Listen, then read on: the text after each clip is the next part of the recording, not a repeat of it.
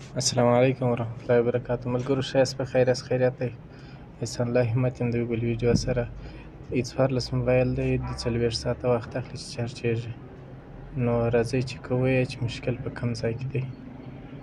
ویډیو مه تېروئ، تر پایه راسره وګورئ او زما چینل در سره سبسکرایب کړئ. کوم ویډیو خوښه شوه لایک یې هم کړئ.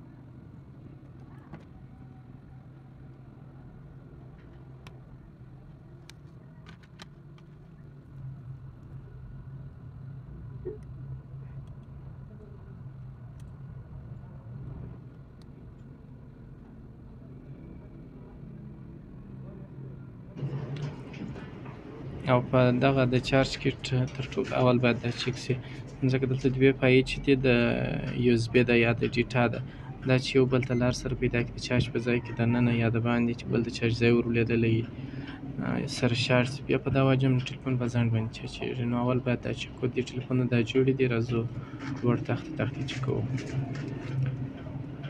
د تخت دغه اول شیلټ یې ځینې ایسته کړی دی، بل مستري هم کار پر کړی دی خو جوړ کړی نه دی. کله کله مشکل ډېر کوچنی وي خو دا دی چې بیا یې نه سو کولی.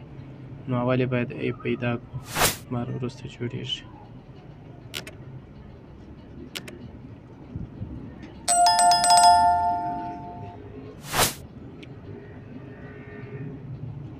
دغه دوه مقاومات چې دي د یو اس بي د ډیټا د پایو ده، دا باید اول چک کړو چې آیا په دوی کې شارټ شته که نه شته. دغه یوه پایه چې د شارټ ده، نو اول باید دغه پایه ور جوړه کړو. دلته چې دی یو ډیویډ زنر لري، دغه ډیویډ چې دی چې بر کله ډېر سي یا دغه سره شارټي وکړي، دا پایه د جمع د پایې سره مثبت سره 5 ولټه برق دی، بیا په هغه صورت کې دا شارټېږي. نو دا ایسته کړئ، ځینې ښه ځای صفا کړئ. وروسته دا مقاومت دا دواړه چک کړئ په میګر باندې چې جوړ دي که مشکل پکښې شته. نو انشاءالله دا دواړه جوړ دي، بل ځای کې مشکل نشته. مشکل یوازې په دغه ځای کې نو دونې کوچنی مشکل وي، اکثر وخت راست د چارج چې ور واچوو. نو ملګرو اراده لرمه د ایبیابي درسونه هم انشاءالله سره برابروم. څه مشکلات دي نو که جنجال ډېر دی د هغو ده، دغه هفته کې مې نیت دی چې د ایبیابي فصل هم شروع کړو د خیر سره. نو تاسو ویډیوګانې را سره وګورئ، انشاءالله کومه ګټه ځینې پورته کولی شول، خوښه مو شوه لایک یې کړئ او چینل خامخا در سره سبسکرایب کړئ.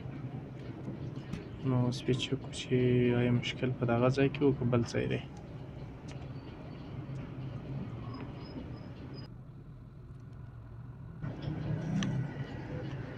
ملګرو همیشه دغه د ډیټا پایې چې دي دا چک کوئ، دا تر ټولو مهمه دي. که چیرې په دوی کې یوه هم خراب وي، ډیټا ټلیفون ته نه رسېږي، بیا ټلیفون په ځنډ باندې چارجېږي. چې دا جوړي خامخا ټلیفون صحیح سلامته چارجېږي. اوس ګوره ورته 1 ساعت 54 دقیقې وخت یې واخیستی دې ټلیفون، په څه وجه چې اوس ډیټا صحیح ورسېدل تر سی پي یو پورې، هلته د چارج سي چالانه شي. چینل در سره سبسکرایب کړئ ملګرو، ویډیو خامخا لایک کړئ در سره کومه خوښه شوه. السلام علیکم ورحمت الله وبرکاتو.